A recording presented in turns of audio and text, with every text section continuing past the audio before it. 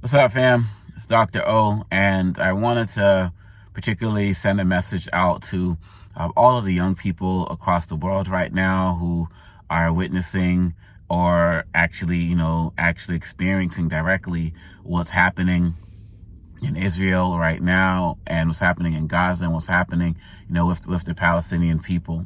I'm hoping that you've had an opportunity to take a step back and really look at where we are as a society as it relates to how in many ways people are being pitted against each other. People are being asked to draw a line in the sand. Some of us who have already been hardened by whatever issues have affected us have definitely taken a stand, whether it's pro-Israel, pro-Hamas, pro-Israeli people, pro-Palestinian people. Some people caught saying that this was justified, what happened in Israel, and some saying it's entirely on Israel's responsibility. Some people saying that, all Gaza needs to be destroyed and the like. I want you to really sit back and dial things back, because for a conflict that, depending on how you look at it, has been going on for decades or centuries, however you want to have that conversation, one thing that we've never had in our society before that gives me hope about the possibilities of peace is you. We've never had you before. You've never been here, to be on this planet, to see and experience what's going on. And I'm particularly talking to young people from across the world, whether we're in the United States, whether we're in South America, whether we're on the African continent, wherever we are.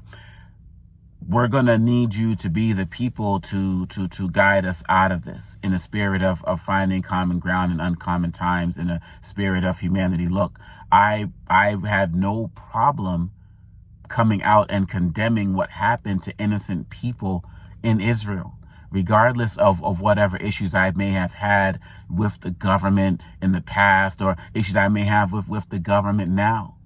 If you're somebody who's really committed to peace, if you're really somebody who's committed to being an upstander and not a bystander, when you see atrocities that affect people, you condemn them. You condemn those atrocities. That's the role that leaders play. People who aren't leaders, who don't have to worry about anybody following them or care about who says what on their social media profiles because they got millions of followers or whatever, that they're not leaders. They may be influencers, but they're not leaders.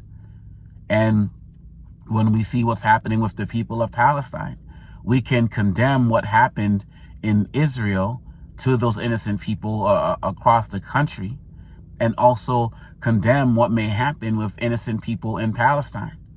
And make sure that as leaders, we're not just conflating everybody who's Hamas with Palestinians. There are people on the ground in Palestine who can't stand Hamas, who want to just be able to live their lives. And so two things can be true. Two things can be true. We can condemn what happened to innocent people in Israel while also calling for people in Palestine, a place of 2 million people, half of those people being children, to not be slaughtered. And they're already at over 2,000 deaths right now. Right?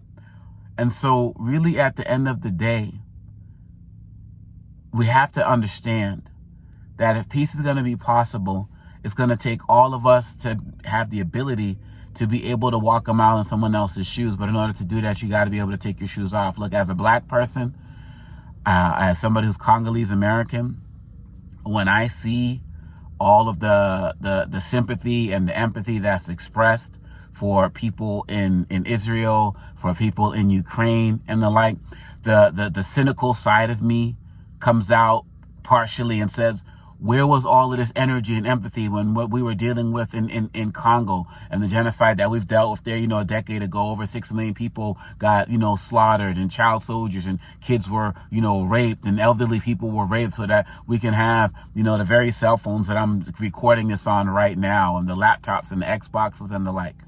But the side of me who believes in humanity was raised differently by my parents. What I want is for when these things happen in places like Congo, Rwanda, Sudan, and other places across the world, I want the energy that people are putting towards, Israel and Palestine right now. I want that same energy. But it doesn't make me not care for the people of Israel or people in Palestine. It doesn't make me have this kind of, well, y'all didn't care about us, so I'm not going to care about you. That's not how we build. That's not how humanity functions. That's not how we grow a society, a community where everybody can be celebrated and not tolerated.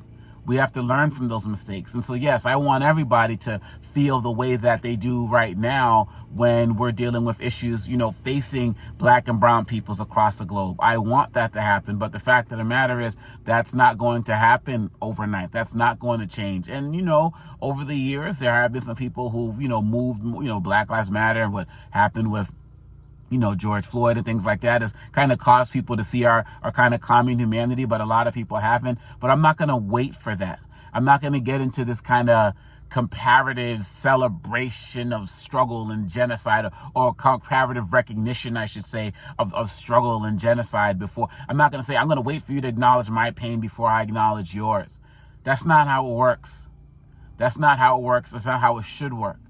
And so right now, I want us all to take a step back. For young people, and I know I'm talking to young people who may have lived some of this stuff firsthand. Again, we're going to need you to lead us out of this, because so many of us are too deep, too caught in our passions one way or the other, that we're not going to be able to see a way out beyond the destruction of Israel, beyond the destruction of the Palestinian people in Gaza and the like. And we need to do better. Dr. Maya Angelou said, when you know better, you do better. And so right now, we need to appeal to those common angels, within us to make us want to all do better. There's going to be critiques for governments and policies that are going to need to come, for sure. But right now, we need to be part of the people who are going to help take a step back so we can bring people together in a spirit of peace, so we can move forward as a human people. And that's my call to us all. And I believe that is possible. I believe that peace is possible.